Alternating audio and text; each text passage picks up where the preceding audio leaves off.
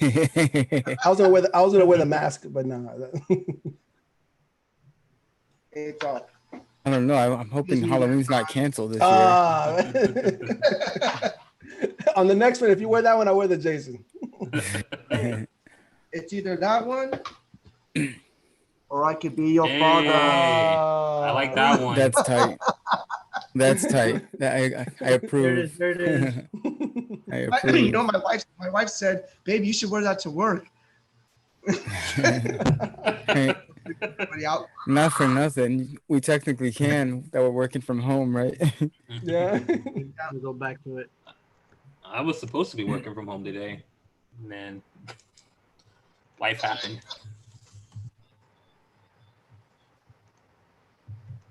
Life situations.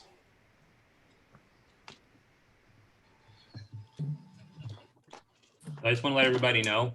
Some of you guys have really well groomed and trimmed beards. I'm jealous. Listen, I'm doing this on my own. I'm watching tutorial videos. Oh, that's what you want to do. You want to grow your channel. You got to do the self-cut videos. Oh yeah, you're all. Those are going viral right now. I literally did mine Really? yesterday. So crazy. I might do that. They're totally going viral.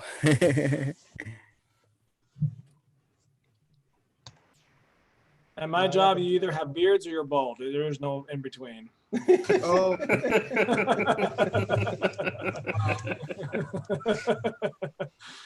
Sometimes both. Yep, sometimes both.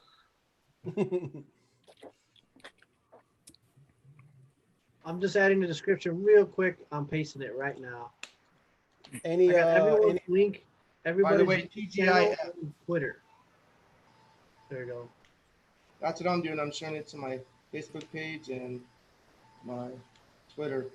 Again, I got everyone's YouTube and Twitter page on the description down below. That way, nice. For shizzle. click on you. There is one thing I gotta do is that I need to shorten the logo because it's a little bit too big on the thumbnail. Yeah, I noticed it was wide. Like I had to screenshot it to fit it on Instagram. Yeah, I had to do the same thing for the Twitter. Damn. So maybe we can make a square one just for like the social media, and then the long one can be like for like a backdrop, like for YouTube. hey, what's going on, Kutetsu and the 3 under? That's Cloudy Sun. Mm-hmm. Kutetsu, what's happening, dude?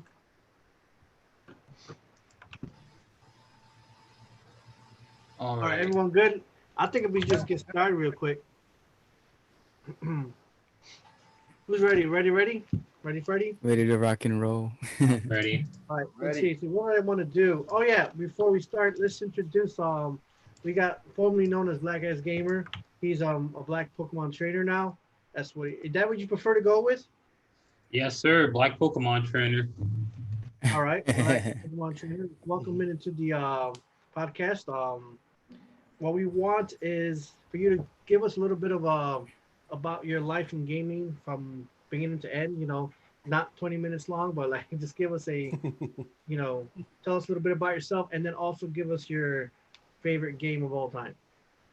Oh man, that last one's gonna be a rough one, so I'll think about it as I'm going through. So in terms of my gaming history, I've always been playing video games. My mom, my dad did the same. I've been playing since 2. I started off with a Sega console. I don't know which one. Never been a huge Sega fan. Sonic the Hedgehog is always one of my favorite games, though. I actually beat a lot of games when I was younger. Donkey Kong was one of my favorite games. Beat that like when I was 3 or 4. Link to the Past came up after that. I was a huge Super Nintendo gamer. Super Mario RPG was also another one of my favorites. Moved on, started playing PlayStation, Xbox on the computer. I didn't discriminate. If it had a good game, I bought the console. I built a computer just so that I can play that game. Moving fast forward to my adulthood, lost contact with gaming. Got a girlfriend at the time, but didn't really play a lot of video games. And I was going to college, long distance relationship, just lost contact. And then like once I went to that breakup, one of my friends actually got me back into some serious gaming. I bought a Wii and just played a lot of games on there. Played Mario Galaxy Good game. Another game that I didn't complete. Still enjoyed the game though. And then I got back into gaming. Got built another computer. Started doing a lot of computer gaming, and then fast forward a little bit for a little bit more. 2016, 2017ish. Started a YouTube channel. My first video on my YouTube channel, if you guys go and look, it's not going to be a gaming video. It's going to be a video of me modding one of my cars that I have from 2016. And then I started streaming. The very first video game that I streamed was Dark Cloud 2. I had a microphone. I was on it, but like, you know, it was my first stream, so I was shy. I wasn't really doing much. And then fast forward a little bit more, built another computer because I had to sell the other one because I became jobless and I was looking for money. So I built another one a little bit later. And that's when I really started like getting into like to video game streaming. I started uploading videos of myself playing Final Fantasy VII, which is one of my favorite games of all time. Beat the game, took me like a month or two, and then as I upgraded my computer, I was able to actually start streaming. Started streaming like just for random games, whatever I played. It was on the PS4, Nintendo Switch, Wii U, computer games, whatever. If I liked it, I was streaming it. And then one of my viewers got me in contact with Mr. Switch, and kind of just took off from there. Then eventually I wanted to like centralize my channel a little bit more. And one thing I always loved playing when I was growing up, and like to this day, was Pokemon. If you asked me what I was playing at any given time, it could have been Pokemon. Like there could have been a high chance because I always played Pokemon with my friends. We always did multiplayer battles through like the Game Boy Advance links and whatnot. And when the new Pokemon game came out for Nintendo Switch, I just played it like for hours over and over again, shiny hunting, beating the game, catching all the Pokemon. And that's when I switched my name to BlackPKMNTrainer, and I'm primarily a shiny hunter now. But I still do play I don't discriminate. I still do play a lot of other games. The Legend of Zelda franchise still remains one of my favorite franchises of all time. And here we are today. Awesome. All right. Favorite game of all time? All time. That is still a hard one. I will give you my favorite series of all time. It's definitely going to be Legend of Zelda. Okay. Two of my favorite ones are the ones that came out for GameCube, Twilight Princess and Wind Waker. Nice. Didn't like the part in Wind Waker when you had to go and collect all the Triforce pieces. That part can be taken out of the game completely. They made it a little bit better on the remake, but it's still not fun. But I love the combat like in Wind Waker. Definitely, my opinion, has one of the best combats of all Legend of Zelda games. Twilight Princess, it was a darker story, which I loved it. I just loved the story. A lot of people don't. They didn't appreciate how original it was not.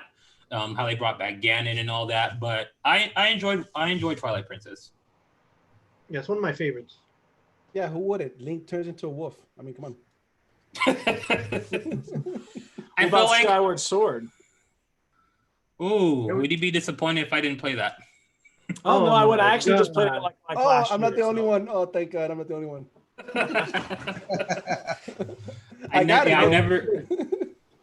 I watched a friend play it. I'm familiar with the story of Twilight. Skyward Sword. So it's not an unfamiliar Zelda game. It's just one that I haven't played yet. I'd recommend it. It's a very good game. It's at the very beginning of the timeline. So, but I like the Wii controls it had in it. It had a lot of precision with the sword controls. So it was a lot of fun. So I'd go back and give that a shot. If you have it, I don't even know if you have it. But I mean, I have a Wii, so I can definitely just buy the game. It'll probably cost like $100 now. No, but if you can get it on the Wii U, on that Wii shop on the Wii U. Okay, we can do that too. Apple Wii U. It'll probably be like what, $20 on there. Probably. Hey guys, real quick. Thanks for that.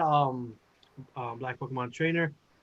For those people who are watching, we got 8 viewers right now, guys. If you guys like what you see, please give us a like. If you guys like Gamerz Realm, all our links from YouTube to Twitter are in the description. I wanted to first start off real quick, just do my part really fast, and I just want to congratulate several people here, and I want to go into one up level up for his Mario Maker 2 reaction video. hitting over 1K views, and I thought that was awesome. And Yes. I want to say congratulations on that. And he's right about to hit, getting close to 300 subs. I remember when you were just like 100, like not too long ago. So you're Actually, I'm up to 307 now. Oh, sweet, dude. Congratulations. Oh, what? Really? Yeah. That's amazing itself. It's like it's just really great. Blackassgamer, you're getting close. You're doing a 722, about to get a 1K.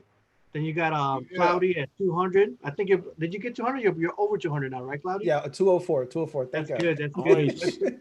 Retro getting to 500, and then Yeah. what I was noticing with myself, I'm at what is it 1,000 once, let's say like 1K whatever. But I've noticed that QA has been doing this for only 10 months, and he's almost at 2,000. I want to know, what are you doing on QA? Give us a little feedback of how you're doing to keep your channel running. In a little bit of time, and you're just hitting that number.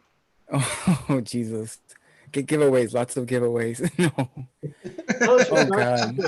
You want to know your secret. Note to self. I haven't done a giveaway yet. You don't have to Okay, say, well, you know. that's a good question. I mean, for me, I think, well, I mean, I've got a lot to go. I mean, to me, it's just really a hobby. Really, if you ever look at like my first video, it wasn't even like anything video game related. It was actually a response to, I was watching an ETA Prime video, and people in the comments were asking him questions about how do you power an Atomic Pi. You guys have heard of like a Raspberry Pi? Yeah. Right. So an Atomic Pi is kind of like a beefier, more powerful version of a Raspberry Pi, if you will. And people were asking questions to him, and he was not answering anyone about how do you power this thing, because it doesn't actually come with a power supply. And I'm like, oh, I know how to do that. And I'm like, I know how to do this. I'm like, you know what? I kept searching YouTube to see if there were videos on it already, and there wasn't anything on it. So I'm like, you know, I'm going to put up a video on it. So it's like only like a 2-minute, quick, unedited, really cheesy, cringy video. But I guess, you know, people were like, I started getting attention for it. So, I mean, then I'm like, okay, well, let me try a couple, you know, just throw more like videos out there just to answer questions for other people. That people were asking like on ETA Prime. So basically I was stealing like ETA Prime's people, because they were asking him questions he wasn't answering, because he's too big to be like answering everybody. He's like, I think like 500,000 subscribers. He doesn't have time to answer everybody. It's like, oh, okay. So that was all I really did. But I think, I don't know, for me, you know, my earlier videos, they weren't really like edited, or they didn't have like anything going on for them. But I started to notice certain things that people were looking at, like in the retro game community, like for years, that weren't able to, like, for example, I think one of my most popular videos was the Killer Instinct one, how to play Killer Instinct Arcade on our Atomic Pi. It's like, I think it's got like 5,000 views. But that one, there's not a lot of videos on it on YouTube on how to like play it on Retro Pi. You can't play it on a Raspberry Pi, but on actual Retro Pi using other computers, you can. So I just put that together. I didn't expect anything of it at all. You know, I just wanted to kind of help people out, because I'm like, if I know how to do it, you know, maybe I can help someone else too, and just kind of create like a judgment-free zone. Because I feel like in the gaming community too, like, I don't want to say the gaming community, but like the modding community, there's kind of like what do I say? There's like a stigma where like, oh, if you don't know how to do this, then you shouldn't be doing it, or you're not smart enough. So I kind of wanted to start, like, for me, like, I'm kind of a nerd, but I'm also like the type where like I understand, like, if you don't understand something, I'll try to explain it to you. I'm not going to judge you for it. So I try to build myself around that. And that was kind of like, it started helping me a little bit.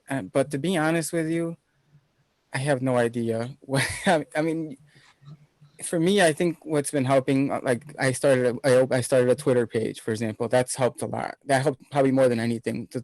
Opening up a Twitter page, and then putting like little snippets, like 30-second or 20-second snippets of like my video, previewing it. That has helped me a lot. I've gotten a lot of viewers that way. But not just like putting like preview snippets of what I'm talking about, but like throughout Twitter, there's like retweeting. There's like retweeting accounts where like if you tag them on it, they'll retweet it for you, and it helps it helps if they retweet it for you and say they have like 5,000 or 10,000 followers. You know, it helps other people see it too. So that kind of helped. I think that's kind of like one of the main things I think that's helping me. And then I think what I've been doing lately is just working more on my thumbnails. You know, and I'll message you guys all the apps that I've been using, but like the thumbnails, just trying to keep them a little bit more simple, you know, those kinds of things. And I've been following a lot of people that I look up to, like, you know, obviously Cool Toy. What kind of stuff is he doing? You know, what's he trending on? ETA Prime is a big influence of me. So, you know, things like that, you know, if those kinds of things, I guess. But I think what's kind of weird about my videos is a lot of them are like tutorials, like how-tos. So I think if you watch it once and you're interested in it, you're probably going to want to have to go back and watch it again to kind of like actually do the project. Like the video I'm dropping next Tuesday is how to, you know, emulate Sega Saturn on an old laptop, for example. You know, if you're interested in that, you know, you can go in and look at it and be like, okay, let me go get my laptop and I'll go, you know, look at the video again. That counts as another view. So it kind of helps, I think, tutorials. I don't really get a lot of hits on a lot of views on like my other non-tutorial videos, unfortunately. But those I think help. And then the weird thing is timing. Like the video that I got the most views on, which is probably the cringiest video. It wasn't a video I intended for it to actually do anything. I was a part of the Hack Cheese Sega Genesis mini Discord community, and I was like helping and working with some of the devs out there. I don't know if you guys have heard of Patton Plays. Patton Plays. He's like one of my favorite YouTubers. He's like really big in the mini console modding scene. So, you know, I was speaking to them and I'm like, oh, this is cool for an update. And I didn't see any updates on YouTube about like what's going on in the hack cheese scene on how to hack a Sega Genesis Mini. So I just put up a video for a quick 5-minute video. And next thing you know, it just started getting hits and hits and hits. And now it's like at 14,000 views, but it's kind of unfortunate because I wasn't really prepared for that. And it was such a cringy video. It's really bad. We gotta it's see like it kind now. of embarrassing. It's embarrassing, but I just wanted to do like a cheesy like update video. This is what's going on. And I think that kind of helped get me some traction too. You know, people were like asking questions. And then I even set up like an email address. I started putting in some of my videos. So if people had questions about what I'm working on, or if they needed additional help, they could email me. So, I mean, that's helped. I'm still way far from like ever being able to be monetized or anything like that. But I mean, I'm kind of just doing it for fun, you know, for a hobby. Like, I don't really think I'll ever really get monetized. I think it's like 4,000 watch hours, but you have to do it within like a 365-day span. And I'm nowhere near that. But I mean, you made a lot of good points though on how to really start and grow a channel. Like, you have to know your audience, number one, and you do know your audience, and you do something, you provide a service for somebody that maybe is unique to your channel that no one else really does, or it's kind of a niche thing, which you do how-tos on like how to emulate stuff. I have no idea how the heck to do that, so I'd be interested in watching something like that myself. And you also, what was the other thing you said about what was the other point that you made? I can't remember. About the Twitter page, or? Oh yeah. Just kind of, you know, getting your name out there with other channels and everything else, and just be engaged with your viewers. That's very important. And I think that's why you grew in such a small amount of time. And that's pretty cool for you, man. Yeah, thank you. I mean, a lot of it is, you know, taking a little bit here, a little bit there. I've been kind of critical, I'll be honest, openly critical about the really bigger channels, because I always feel like they get too big to the point where it just kind of like sometimes it kind of gets to their head.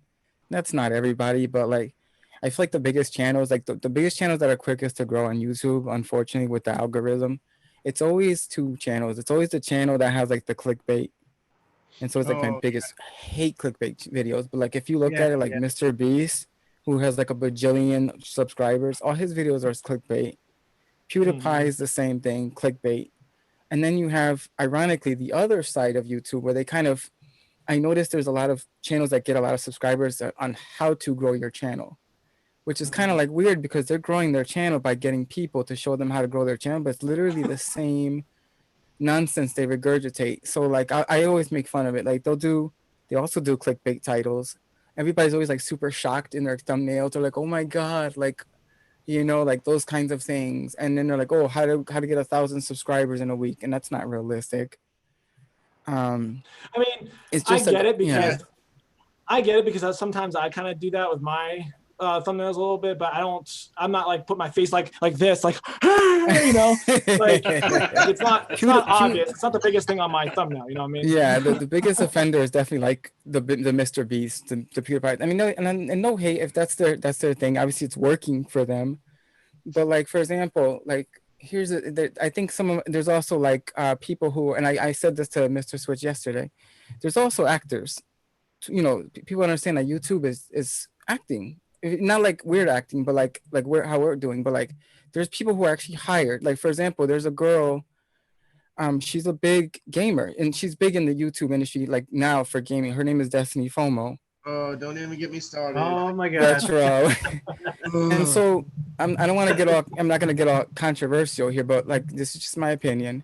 But Destiny FOMO, she's an actress. She's a paid actress because you'll see her advertisements on YouTube, like and it pushes her videos out there for people to see. And, you know, guys will see it. And obviously she's flaunting herself, so to speak. Yeah. You know, that's going to sell. But she probably doesn't know the first thing about like retro gaming, or she probably never grew up like the way we did, like hardcore gaming, or, worked the YouTube ladder like we did. You know what I mean? You know. And unfortunately, a lot of these, you know, good-looking girls have an advantage over us guys. E-girls, yeah. You know, they're good to look at, and some guys like that. So well, on Twitch, they get a lot of followers. On Twitch, it's ridiculous. Oh yeah, especially when they flaunt their goods, you know. Rodney Bacon folks said it best. They got no respect. Yeah, for sure. It's you know, it's bad. That's why I kind of like. There's always a place in my heart for like our community, because we're more genuine, we're real, we do it because we love the game.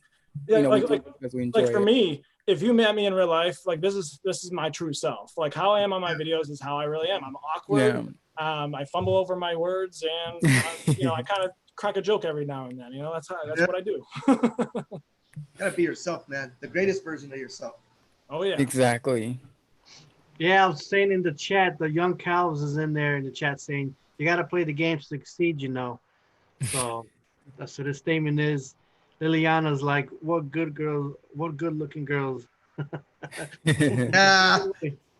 So hey, real quick, guys, let's just try to, thank you for that, QA Ninja. Oh, no problem. I just want to go straight into, I think the first major segment is with Cloudy Mind, and he had two of them. You had two ones. You want to go ahead and start with that?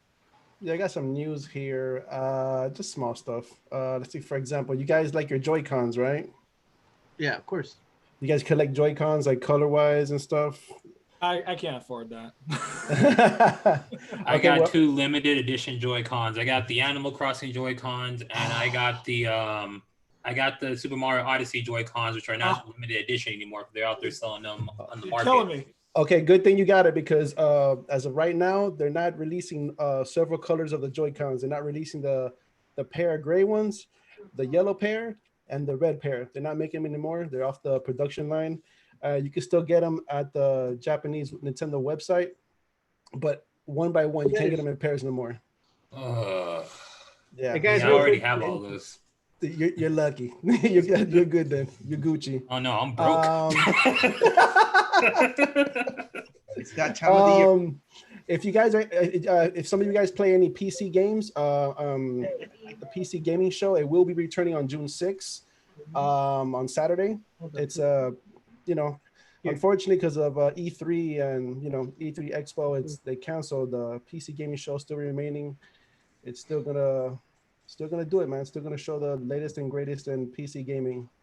Also, XCOM. You guys played a game called XCOM on PC? I've heard of it. All right. Well, XCOM 2 is free this week on PC free? and Xbox. Yes, it's free, gratis. It's free. So if we have a Microsoft account, we can go download it. Possibly.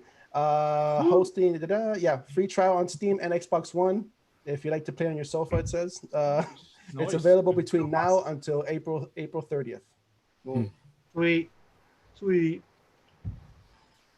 I never played that series. Like, that's a strategy game, right? Like a Fire Emblem, like the turn-based kind of thing.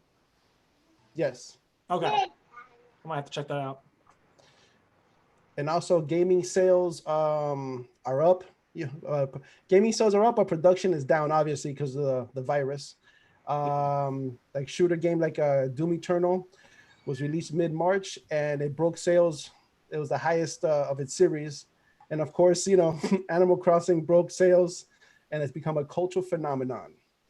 There's no shocker there. It's a very, very addicting game. Very addicting game. But yeah, unfortunately, because of the virus, studios like Amazon is delaying one of their games, New World, from the spring to August. You guys know PlayStation also, delaying some of their games also. Left 4 Dead 2. Ubisoft is also delaying some games. Far Cry, Assassin's Creed. They had not released 17,000 employees at 55 studios who could be removed from the project to different countries. It's tough, man, because when it's a company like that, you have testers, you know, and now the testers can't be physically there, and there's potential chances of leaks and stuff like that. So I feel bad for the collectors because digital is winning right now. Oh, big time. My Switch is loaded with digital games. Yeah. Now, the hardest part is like this year seemed like it was going to be a good year, but now because of all this, I think we're going to have a very bleak year. Maybe we'll get stuff near November. I don't know if they're even releasing the consoles anymore at this point. Yeah. But yeah, it's unfortunate though. Yeah. I was wondering too, about the consoles, if they're gonna release them. I mean, I think they're still targeting 2020 release, but who knows at this point, you know? Yeah. And for last and not least is Ninjala. Ninjala is oh yeah. It's a mix between I would say Splatoon and Fortnite. Yeah, pretty much. It's going to be. They even have the same battle pass as Fortnite, so that's what I compared it to. So it's going to be free to play. Testing beta on April 28th to the 29th, 3 different time slots. Make sure you guys check that out, man. It's going to be a fun game. Looks I already have it downloaded. Game. I'm ready to go. Me too. Yeah. Me too. And that's it. I'll have to give it a try and see how I feel. It's gonna be dope. I think is that what you got? Is that good, Cloudy, or you got a? I'm Gucci. You Gucci. Gucci. Hey, major. Hold on, let me get to it. Give me 1 second. Retro wants to talk about his topic. That's probably going to be the one that we're going to be talking about the most tonight. Want to go ahead, Retro? You guys ready for this? Yeah. Maybe. Okay. So one thing that I've always been big on, and Mr. Switch has known me before I got into playing Nintendo Switch, is retro games. And so I thought, oh, this is cool. You know, that's not retro to me. That's just games that have already come out. It's my generation. So I don't consider it retro.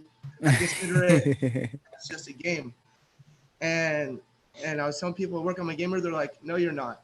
That's old school. And I'm like, oh, so I'm old school. Okay, it's cool. I'm in my 30s. No big deal.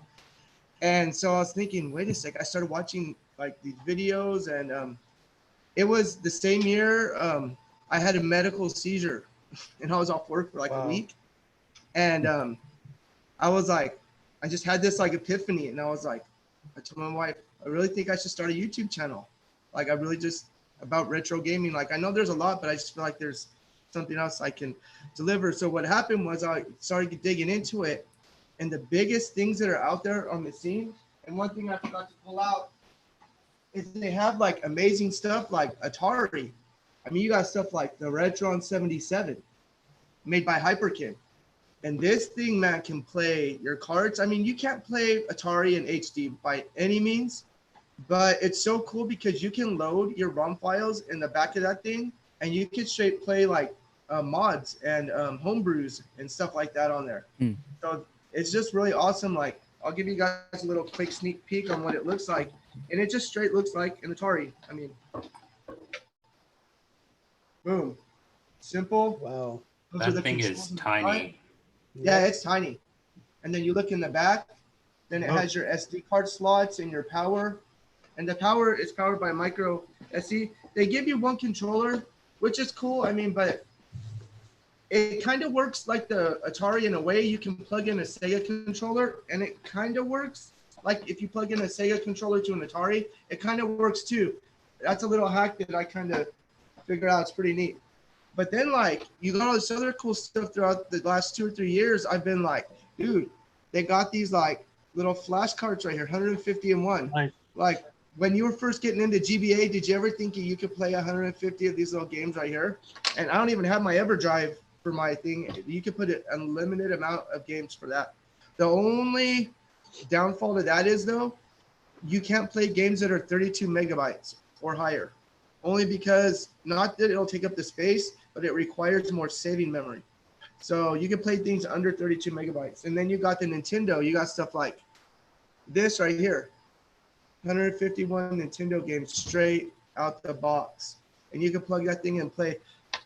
Whether they're legal or not, I don't know. That's a gray area. I just bought it, so I didn't reproduce it.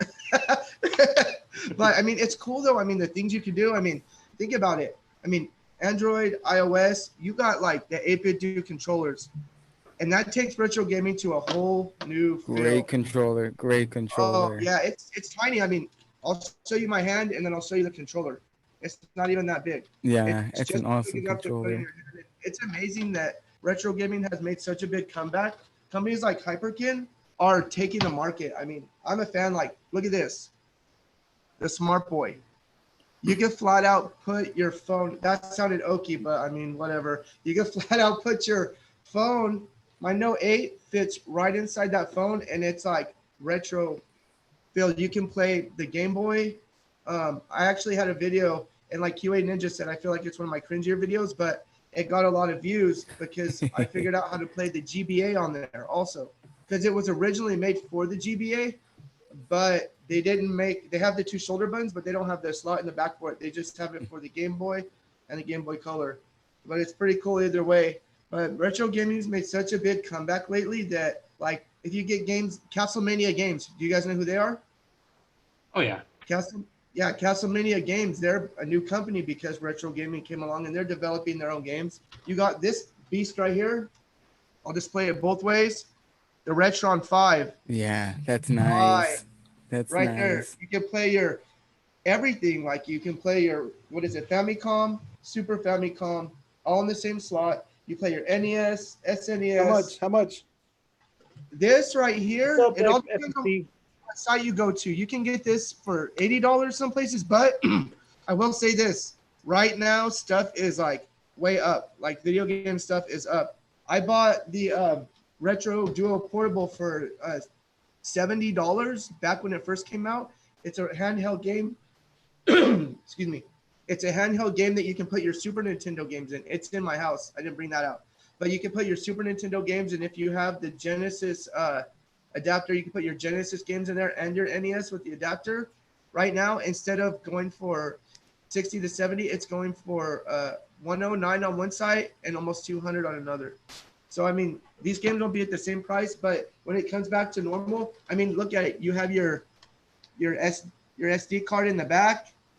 You also have USB. That right there, you can actually, it dumps your games on there. I mean, look at all the connections you have for your Sega and stuff. And I don't have a picture of it right now, but they also released recently, and Hyperkin was known. This little device actually started out as a joke for April Fools. Oh, and it got, the Hyperkin Smart Boy, it got so hot. I think it was like 3 years ago. It got so hot and so many views. Hyperkin actually worked on making a model. They made a model for micro USB, but then when USB-C got real popular, they slipped out another one, and it just got so hot. Now they're running thing with, except for this year because of the COVID-19, they produce a new product every year. This year was supposed to be, I think it came out earlier, but I don't think it's massively produced yet. It's in, you can plug in your HDMI in the back, and it's for your Game Boy and Game Boy Color games. And it's kind of like the Hyperkin right here, how you can plug it in into the front, but it's just its own pod. It's front loading. So, I mean, to me, even kids that I know in high school, like I work at a high school in the cafeteria, and those kids are like, it's popping in the high schools. They're playing, they call it retro games, and it's really, really super popular. So in my opinion, I'm thinking retro games have made such a huge comeback that it's following the new generations in. And so it's like stuff that we considered the old is coming into the new. So retro gaming right now, and at E3 too, that's one of their big things too. Retro gaming is in. So I think why it's making a comeback. First of all, it's new for the new generation, but I think a lot of the indie developers are kind of developing those kind of retro games. So that's why everyone's that's why I think that's why they're making a comeback. Which is yeah, and cool. a lot of people right now are producing homebrews, and it's really cool because they share their files. Which, if you're making a homebrew and it's a ROM file, that's not illegal to share because it's actually somebody put it out there. They made their own game from scratch, and it's legit to see that people are actually still have a passion for Nintendo, Sega, Super Nintendo. Yeah. I feel like it's made such a huge comeback, and it's very popular nowadays. I love that you have all this stuff, and you're like, I don't know if it's legal, but I have it. And I do it. Bought it, Pete. You're in trouble now. You are. I know. Hey, I just say this. I just bought it. I didn't manufacture it. Hey, under my hands at that point. We're going to my hands are washed. quick. But yeah, That's actually the first video I saw for you, Retro, when you did such an awesome collab with Cool Toy, and that's the first video I saw of yours, and I was like, oh my god, this is so awesome! Like the topic that you guys went over, regarding everything about like how retro game is making a comeback, and I just thought that was such a cool concept. It makes so much sense, and it's kind of like it kind of shows you like all the games that we grew up really do stand the test of time. So I think that's pretty neat. I never thought of, granted, it's kind of weird to think that those games are considered retro or vintage now. Yeah. Like, are we getting that old? Yeah, it's like you hit your 30s, everything's considered vintage and wait. Does that mean that we're retro? We're vintage? Is that what you're saying? We're getting there. Vintage. Like, I don't drink, but it's like a good wine, we're going vintage. But you know what's funny though? I thought that when you collect retro games, you're considered a retro game collector, but when you collect vinyl records, it's like a thing, it's like pretty cool. So these are my vinyl records right here. Like it's all about the comeback, and with companies still keeping it fresh, like 8-Bit Do, Retrobit, Hyperkin, and Castlemania Games, they're making a big plug-in, and it's like that collab I did with Cool Toy. He talked about arcades, and arcades right now, are a hit. They seem a little pricey, but when you think about it, who's doing that right now?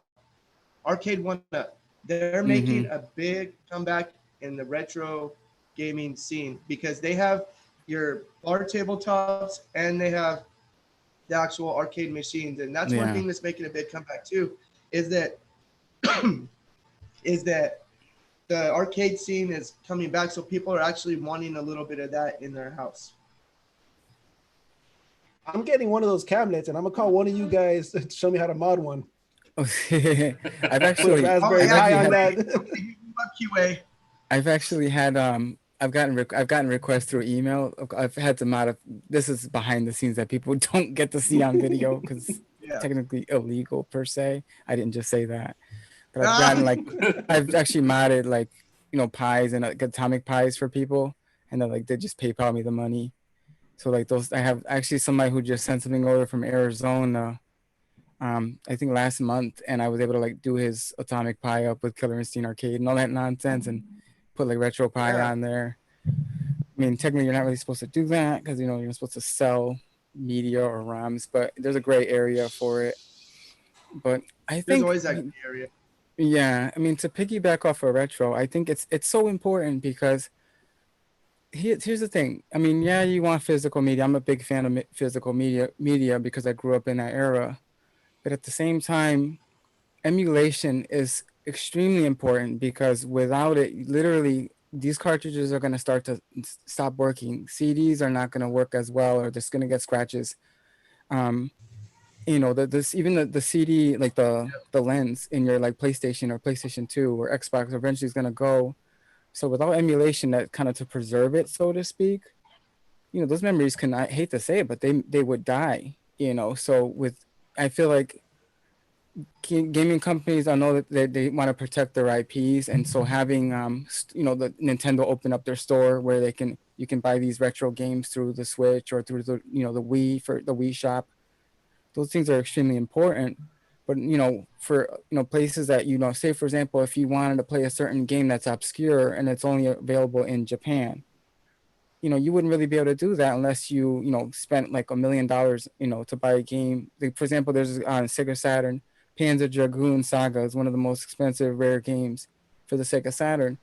But to really play it and make it, to be able to have that experience, you could emulate it. It's not the same as putting a physical CD, but those are our memories that are being preserved. So I think it's extremely important. I don't know if you guys heard about the controversy with Nintendo on that though, about 1.5 years ago. About what? Oh, this is a good conversation. Well, I think I know where you're going to. For all my Nintendo people. Let's see. So do you guys have you heard of Emu Paradise? Yep. Yes. Boom. Okay. So and they do not have any ROMs right now, and it's really upsetting. Yeah, and that was my main go-to. Especially me. That was my main reliable resource. Well, because Nintendo put that big lawsuit, I think it was on Cool ROMs, or it was a different ROMs Mania or some different site. It was Cool ROMs. Yeah. It was completely understandable. I understand it completely. You got to protect your resources and everything. But the problem why that's kind of scary too is because it set the precedence for like what they did, and it forced MU Paradise to close down. So like me, like I was obviously scrambling, like, oh my god, like where am I gonna get my ROMs from? Just to kind of have them. I mean, again, in YouTube, just so you guys know, you're not allowed to like put like links to the ROMs. Yeah.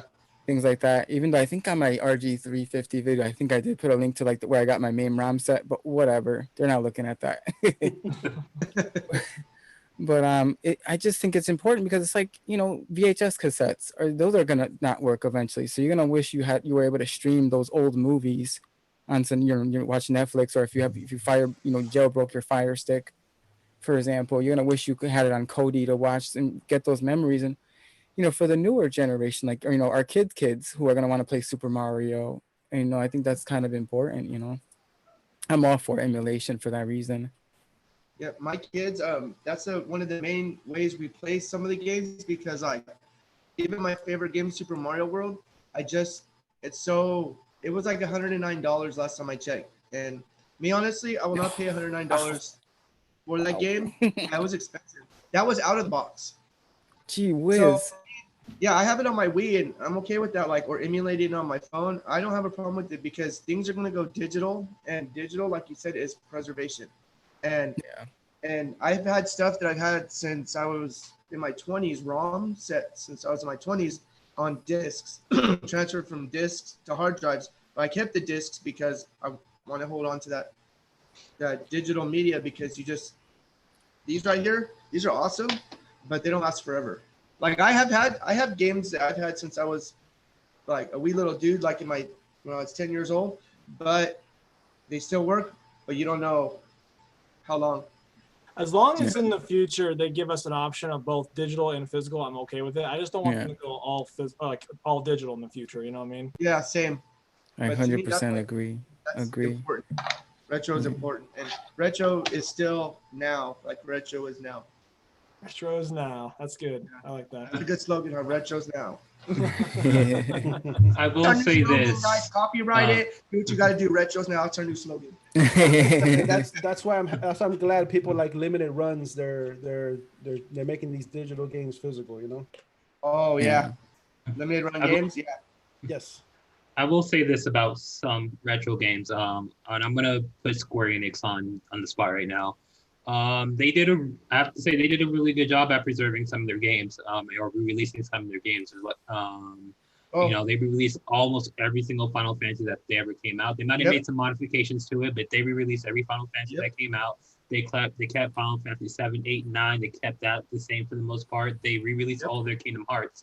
Nintendo they did it, but they didn't do it to the degree that Square Enix did, and they did it on multiple consoles and whatnot, and multiple generations. Like, for example, let's say Zelda, the Ocarina of Time, not a Switch release yet.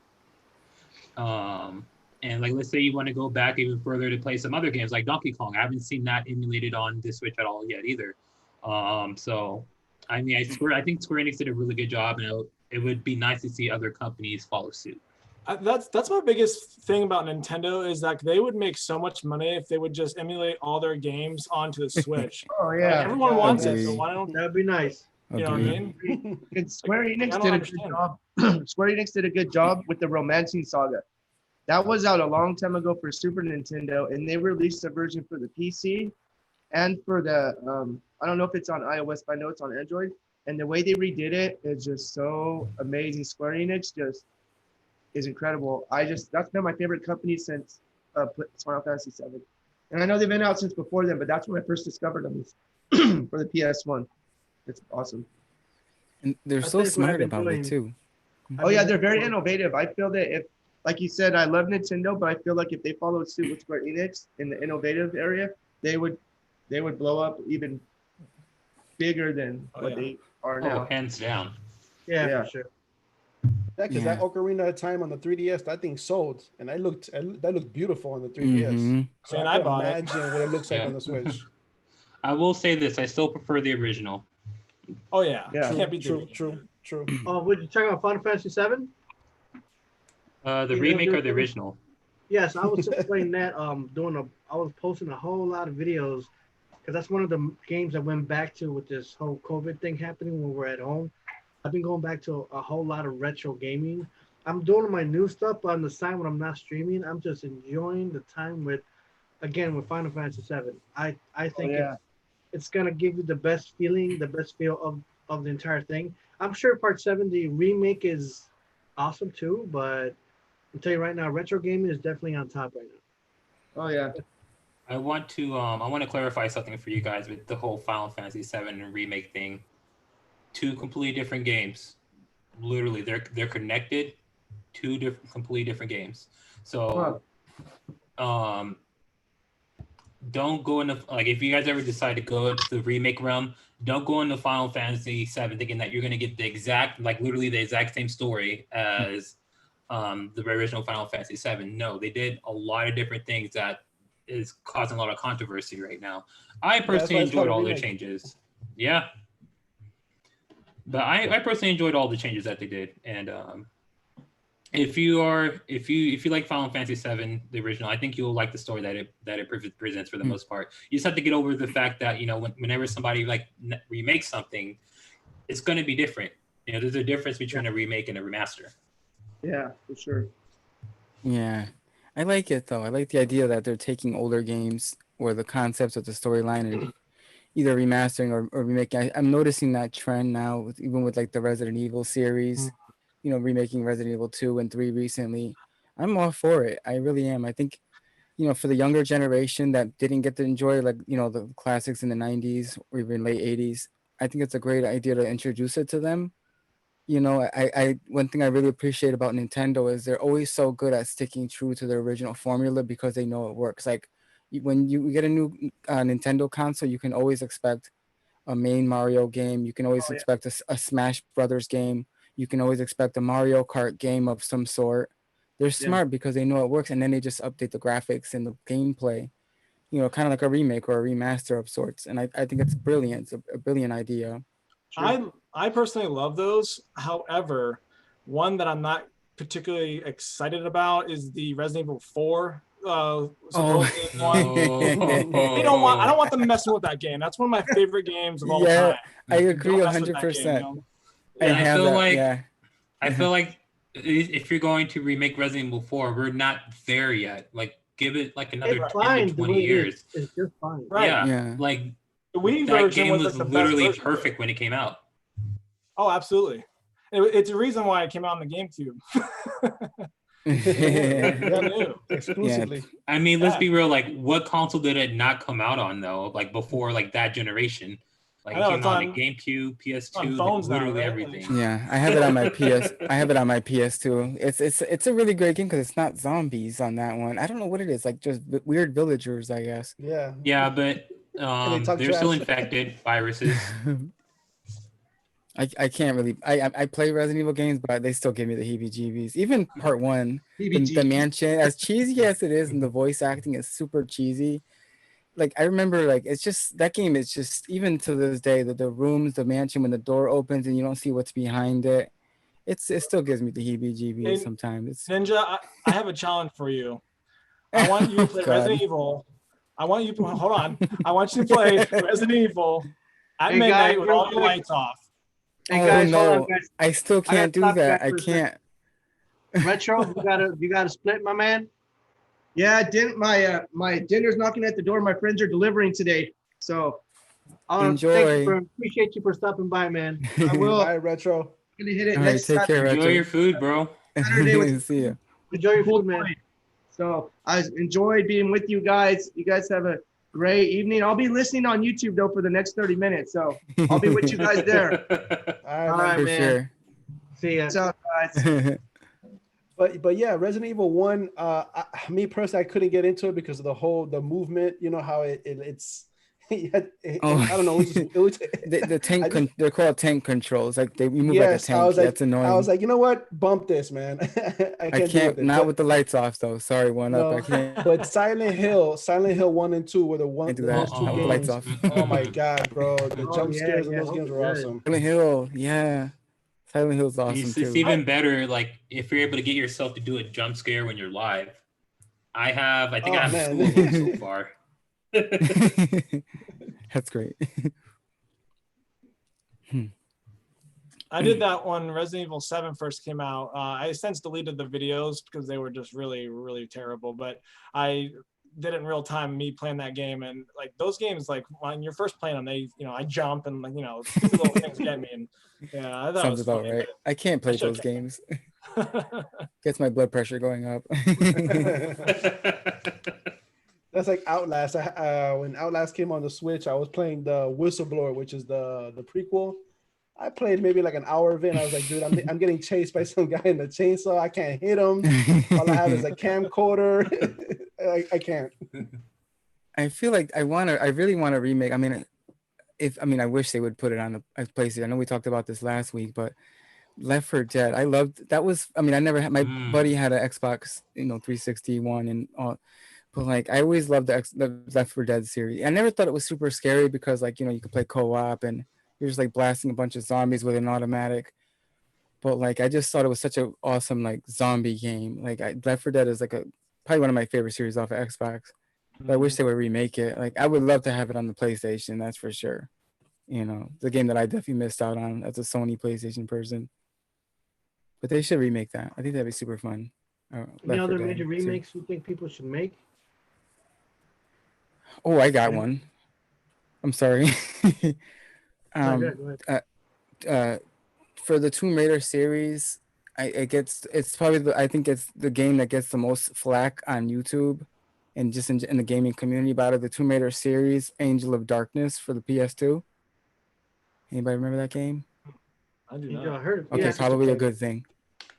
Yeah, it's look it up when you guys get a chance. It's chock full of bugs and glitches in the final release. It was the last game that Tomb Raider released. That the original company, I think wasn't Square Enix. It was I forget who it was. But they released, when they did the PlayStation series, they also released one game for the PS2, and it was such a bust that they got fired. And Crystal Dynamics, the one that took over for the current Tomb Raider series for the PlayStation, they took over and they revamped the whole Tomb Raider series. But I always liked Tomb Raider series, and I thought that game had a lot of potential. Tomb Raider Angel of Darkness, but people are crying for it, like it to get a remake, and nobody, like the gaming, companies are not looking into it at all. Totally deserves a remake because it had a lot of potential. It's like you never know. Yeah, Angel of Darkness. You guys gotta check that one. It's a really good game. It's just kind of a lot of bugs in it. I think it was Core Design did the development, and Core Design. Eidos Interactive. Yes. They rushed the series because they were on a tight deadline. It was the first time working with the PS2, and then they pushed the game back like 2 years, and it was glitchy. The controls were bad. I liked the game. It wasn't really like the other Tomb Raiders, because she wasn't like raiding as many tombs. She was rolling around like Paris and all that stuff. But the storyline I think was one of the coolest, and the soundtrack is like amazing. It's really one of the best soundtracks I've ever heard out of any video game. But the game had the potential alone. I feel like needed a redo. Maybe Donkey Kong Country series. I know there's been newer Donkey Kong Country games since Super Nintendo, but the actual Donkey Kong franchise that came out for the Super Nintendo could use a remake. Yeah, I would like to see a Donkey Kong and a Kirby 3D game. You know, instead of the side scroll, just a 3D game. I think that would be dope. That'd be awesome. Like Donkey Kong 64, maybe. No. I'm talking about how Mario, like Mario 64, but Donkey Kong 64 like that. Yeah. I wouldn't want them to remake the original Donkey Kong series for the Super Nintendo. Maybe re-release or remaster. But like usually, like when you put like remake to it, they do something to like they do too much of the game sometimes, and I feel like that would be one of the things that happen with the if they were to remake the Donkey Kong series. I'm gonna go back to it here. Go back to it again. Resident Evil 3. They did too many things to it to where it fell completely off from the original. I heard they were remaking Metroid, the second one. I think did it come out on the NES? On the NES, I've heard. I don't know if that's true. Part 2 of Metroid. Part 2 Metroid came out on Game Boy. Right. They said they were gonna supposedly remake that. I don't know if I was wrong. They should have had the one that came out on 3DS come on the Switch. Yeah. But you guys heard about that trilogy, right? That there's rumors that it's they're making that HD trilogy. Oh right. They didn't do that before. I know I want that on the Nintendo Switch. That's what I think they're missing, because as much as I've been wanting Metroid Prime 4 so badly, and they're stalling on it because they had another team on it, then the team got fired or something, and they got a much better team on it, and I hope that at least by June when they have when they have the E3, not really E3, since they're not having no more. Let's say, Nintendo Direct will give us something good in June regarding at least something going on with Metroid Prime 4. But in the meantime, as we wait, give us Metroid, the trilogy, give us something to hold us back, a little something, not exactly retro-ish, but it's still, to me, it's kind of feels like it's a retro feel to me that I played that years ago. And I think they're going to do it, but maybe they're getting held back of all what's happening with us right now. A lot of things are being pushed back. I heard they had it finished and they were going to release it, but because the 4 got just redone, that I think now they delayed it. But I mean, who knows if that's even true? But okay. Yeah, I want a Metroid game. I feel bad for Samus. Awesome. I feel bad Metroid for Samus. Would be awesome. Everybody's getting games on different consoles, different generations, except Samus. She'll pop up on Smash Bros. That's pretty much it. Next will be Mario Kart. Liana, shut up. So I got into text. Did not ever tell me it's not going to happen. Let's see. Well, now that retro's gone, I mean, let's keep on throwing it down with some more retro. I mean, or just anyone bring up a topic and just what's on your mind with gaming? You want to stay with retro-ish or just anything current? I have a topic. Go ahead, man. We can't have a podcast without talking about something amazing that just happened a couple of days ago. Something with Mario Maker. Let's talk about it. All right. So what were your guys' impressions of the update? I thought it was a very large update, but I have a kind of theory on it. They said it's the last major update, but I don't think it's the final update, because they said a final update coming soon, but did they mean this one or did they mean a future one? So I was looking to cut it off that soon with Mario Maker. Yeah, I feel like there's so much more they can add to that game. I mean, what they did with where you can like build your own world, that was great, but I feel like there's more content you can add with building your own levels. So I honestly, even though they say that it could possibly be the final one, or if they're alluding to something else, I still think that Nintendo has something else in the works for that game. Yeah, I mean, it's one of those games that they could literally do a small update or add one item every month, and that one thing could like completely change the game. But I think it's really odd that like the game's been out for almost a year now, and we've only had 3 like updates to the game. Like, I mean, this one was a major one, but like the last two weren't really that significant. They added the multiplayer, then they added the spike skies, and the link, and there was something else that I think the guys that throw those balls or whatever, I don't know, maybe that is spike. Is that spike? Yeah, spike. Yeah. But like there is another slot that says extra game styles right next to Super Mario 3D World, and there's nothing there. So like, do they have something in mind for that, or did they just give up on it, or did they just give up on this game in general? I don't know. I feel like, especially like with Nintendo, like there's a lot of games that do need a lot of new content. One of them being Mario Party. You guys can agree we got bored with that real quick after 2 months. Mario Kart. We need more content with Mario Kart. All we got was a different costume for Link. More tracks.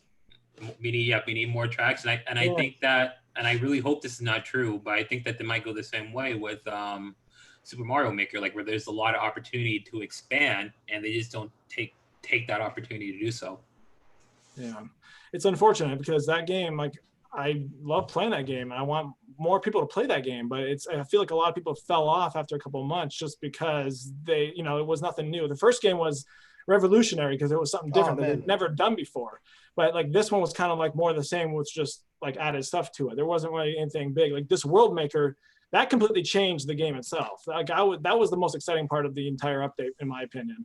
I haven't played around with it too much, but man, like I feel like a lot of people might come back to the game because of that reason, and I'm excited to see what I can do with it. Like someone already posted on my Twitter that they made all the levels from Banjo-Kazooie and made a world out of it. That's awesome. That's crazy to me. That's really awesome. Yeah, and I want to play through that, and I'm probably gonna make a video on it because I have a feeling it's gonna be impressive. And so stay tuned to that, guys. That's coming pretty soon. I think my biggest complaint with the update is with the World Maker is the fact that it's only in the style of the Super Nintendo Super Mario Bros. Game.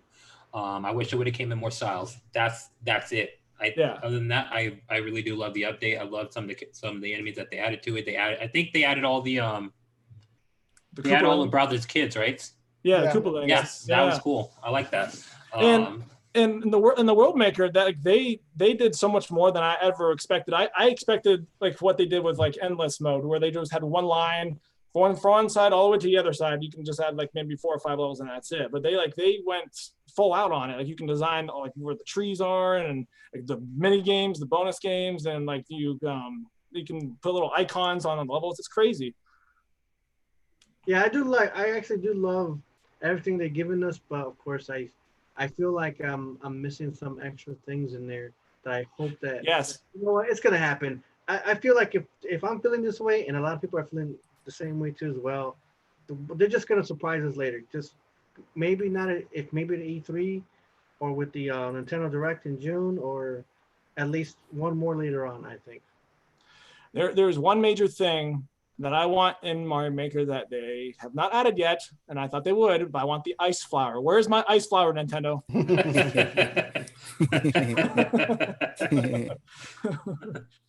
How about doesn't Luigi's Mansion get watching that? Go ahead. Sorry about that. Yeah, doesn't Luigi's Mansion got another update coming up? Mm-hmm. Or has anyone been playing that lately? I don't think anyone's been on that game lately. I never picked it up. I think one up. You have it, right? Yeah, I've been on it for a little bit recently.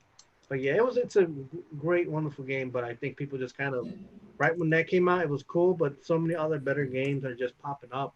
Everyone's not playing those games anymore. They're just hitting up everything that's currently happening right now. So Final Fantasy VII, everyone, what's the other one? Of course, Animal Crossing, Mario Maker 2. So everyone's leaving behind that Luigi's Mansion. So supposedly in a day or two, something else is coming out with that. But I feel like nowadays, because there's so many games that come out at like every month, that we just don't we want to play everything, and we don't feel like we have time to really stick with one game. We kind of we beat it, we move on to the next one, or we just go like maybe a couple months or a couple weeks, and okay, all right, I'm done with that game. Let's move on to the next because I have this and next exciting game coming out.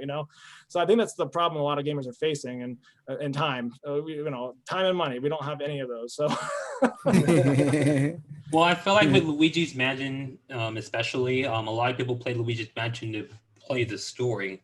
You know, they played the first Luigi's Mansion. They played the one that came out for the handheld console. And when the third one came out, they came out with the story, and that's what people bought it for, so they can play the story. They weren't really thinking about, you know, what it could possibly be for multiplayer. Like on top of that, you know, we also have other good multiplayer games: Mario Kart, Splatoon 2, and Smash Bros. And like I feel like a lot of people are putting their times towards that. Fortnite. I'm just kidding. But yeah, going back to Mario Maker, I mean, watching the trailer, you know, I got excited for, you know, the Mario 2, and I was like, all right, cool, they finally got Mario 2. But yo, they hit it over the head with the whole world thing, because when I bought the first one, I was just a little bit disappointed that they didn't have that world one on the first one. But now that they got it right, you know, just like how Black said, they just have it on one version. I wish they had it on different versions also. Yeah, but I'm back on it again. It's awesome. And what's kind of weird, like there's a castle at the end, but you don't even have to put a castle level in the castle. You can have anything you want, which I find kind of funny. So you can literally make it however you want, you know. I think the castle was just there to be like, you know, if you beat this level, you go on to the next world. Bam. Yeah, that's basically what it is. They didn't want to put in that much effort. It's like you have to put a castle level. I thought the most exciting, like one of the coolest things they added was the Fanto with the cursed key or whatever. Because I don't know if you guys played around with that. I kind of did on stream that it follows you even through subworlds and warp pipes and doors. Like until you go through that key door, it follows you the entire game, and you cannot kill it with a superstar. Like it's the most it's the only enemy in the game that's unbeatable. That guy is so underrated. It's who's Bowser? Who's Bowser? Right? That's what I'm saying. He's more powerful than Bowser.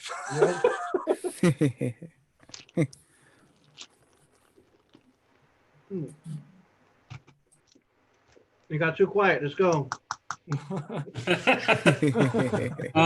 we have any Splatoon players in here? I know Cloud is a Splatoon player. Oh, baby. Yeah, I'm a Splatoon player. Oh, so tell me why they said that we had our last Splatfest last year, and now they're bringing one back in May. I have the answer for that. They know everyone's on quarantine, and they want to bring people back to some of their older titles. That's why they're doing all these updates. And I think that's why they did it with Splatoon. Like they even have a demo out for it now too. Yeah. Which is kind of crazy, but I mean, hey, more power to them. I'll do another Splatfest. But why ketchup and mayonnaise again? I mean, come on, it could have been something else. I thought that was new. Flops. I mean, something, you know. No, it was the very first Splatfest they did for Splatoon 2, and ketchup won, by the way. So I'm keeping ketchup again. So okay. Yeah, ketchup all the way. I mean, I personally like them both together. I like the ketchup and mayonnaise mixed together personally. There you go. No, whenever I get my hamburger, like the one I just had before I got here, no mayo, extra ketchup, put some more onions on it, and don't forget the cheese and the extra patty. You guys are making me hungry again. Thing about Splatoon, I love playing Splatoon with my son. You know, we play and stuff. It's just the story is so, I don't know. Come on, Cloudy. Do you really play for the story? Come on. No, I do play the story. You never played the story? I played the story. It's just, yeah, I did an entire 100% walkthrough on my channel. That was the first walkthrough I ever did. Okay. I do always do the story first, even if it's like a multiplayer focused game. I like it, but it's like I play it for the multiplayer. That's what I play it for. No, me too. But I was just curious to see what the story was, and I only played like the first couple things, and I was like, you know what, this is no. I even played the Octo expansion. I even got that too. And I was like, Yeah, it's like I bought the game because like, you know, like everybody was playing it, and I never touched the story. Like I went straight into multiplayer. Listen. I was telling my son this, and I'm gonna say it now, and I'm not gonna say it no more. They need to do a battle royale with Splatoon, different colors, each person different color. Let's say Switch is red, 1UP is green, and so on and so forth. Do a map and do it like that. They need to do that. Oh man, I think that would be awesome. I thought of that, but I think the reason why they couldn't was I don't think the system could handle all that different color ink all over the freaking place. Come on, Nintendo. Come on, Nintendo. You know, we're going to have pink, blue, purple, black. I mean, what the heck's going on? I mean, the whole game is based on fashion and all these ridiculous colors. It's such a beautiful game, man. It looks really good on HD. Anyone heard about Splatoon 3? I thought that was a rumor. They better do a better story. I kind of think they're gonna wait a little bit because Splatoon 2 is still selling, and I think I'm not sure, but it's still one of their best-selling games on the Switch. I think we're still maybe another year or two out from that game, or they might just wait for another console. I don't know. All right, really quick. Top three. You're gonna go buy a Switch. What are the top 3 games you must have on the Switch? That's a really good question. I'm gonna go ahead and say Pokemon. I feel like that's a little bit biased. Well, I mean, you are a trainer. I mean, Mario Kart. I feel like Mario Kart is like literally an essential. It's a good game to play multiplayer. It's a good game to play by yourself. It's a good game to play when you have a bunch of people over. I feel like Mario Kart is a must-have. And Breath of the Wild. I didn't play it on the Switch. I played it on the Wii U. But if you pick up the Switch for the first time and you didn't have a Wii U and you didn't play Breath of the Wild and you are like even remotely a little bit of a Zelda fan, I'll even go as far as saying if you're a Fallout fan, you should pick up Breath of the Wild. Yeah. I'm probably the only one that doesn't have a Switch here, but it's all good, man. It's all good. I played Switch, and I would have to say Smash Brothers would be a must. Yes, that game is a lot of fun.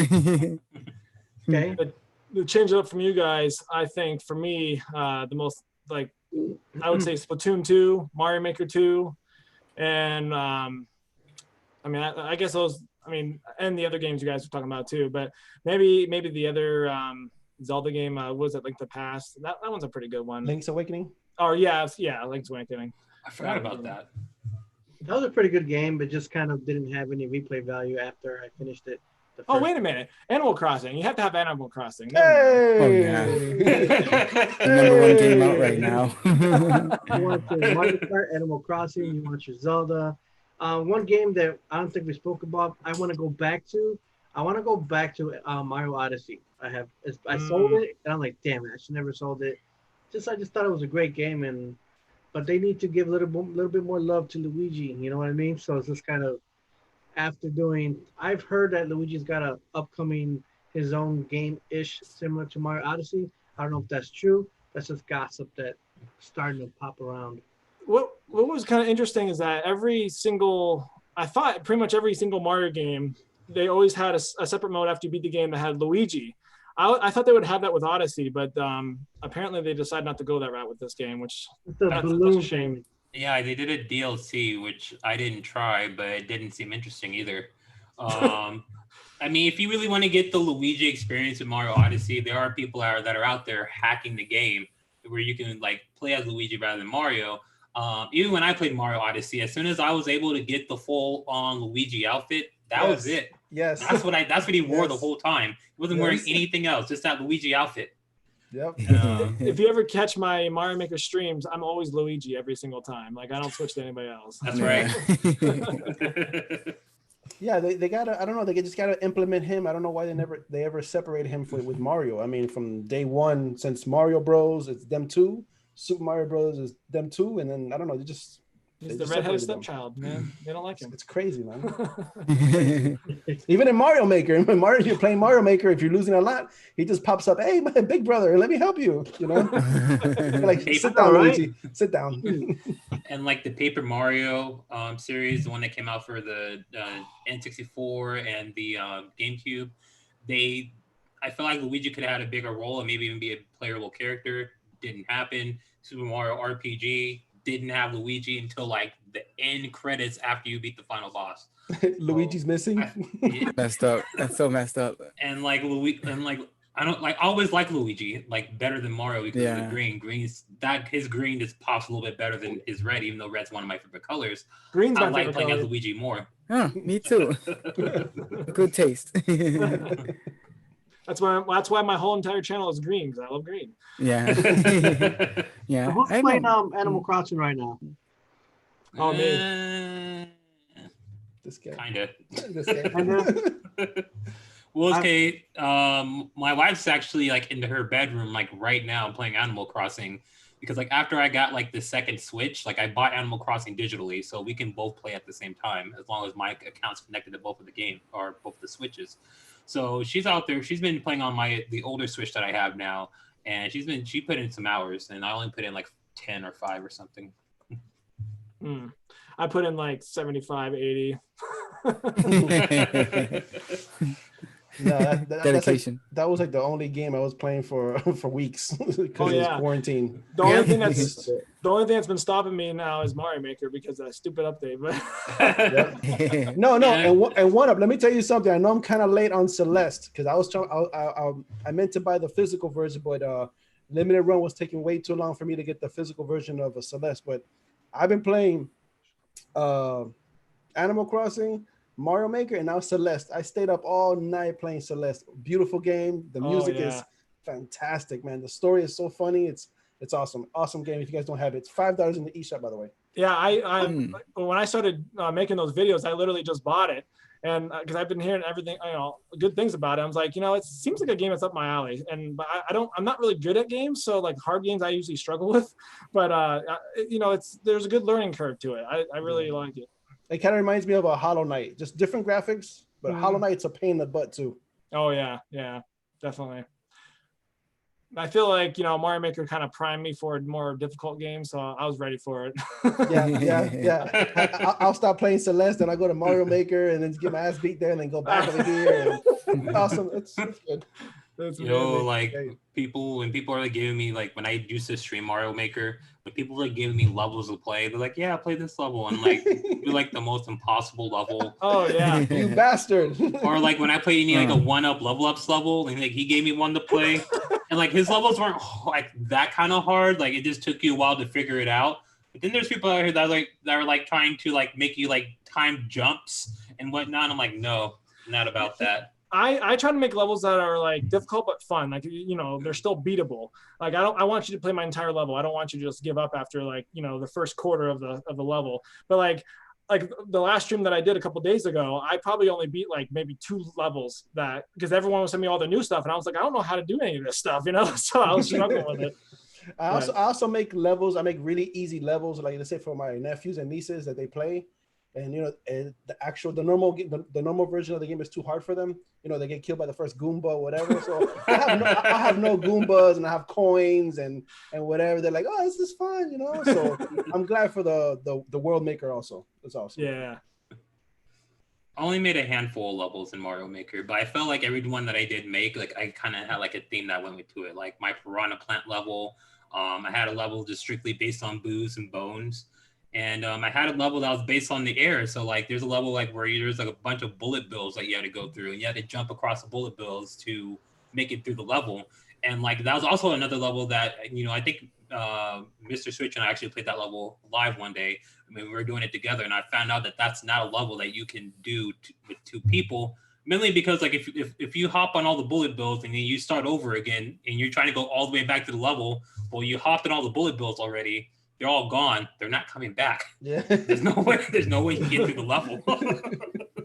Yeah, I only made about 10 levels myself, but like I always try to pick a certain item or like a certain theme and kind of go with that the entire level. And I try to start off a little bit easier, give you kind of a warm up, but then I go full fledged, right into it.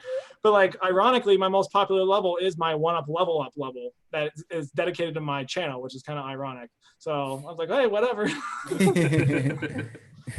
You know what kind of bumps me out is like I'm just thinking about retro games, and when you got your NES or Super NES games on your Switch, but then you got when the first Super NES came out, there's so many good games, but now you're not getting jack shit. You're not getting nothing good. I mean, they're missing some of the best titles. Like you don't even get Batman Returns. You don't even get Street Fighter. I want to play you guys in Street Fighter and whoop your ass, but I can't do that. Sounds like a challenge. Awesome we could all do that. We could all enjoy some retro gaming, maybe some Street Fighter, Ninja Turtles, whatever. But Nintendo's, why are they not giving out those main target games that made us happy back in the day, and they're giving us garbage? Like Donkey Kong Country. Why is that on there? Like, are you kidding me? Right. It's only on the NES Mini or Super NES Mini. Yeah.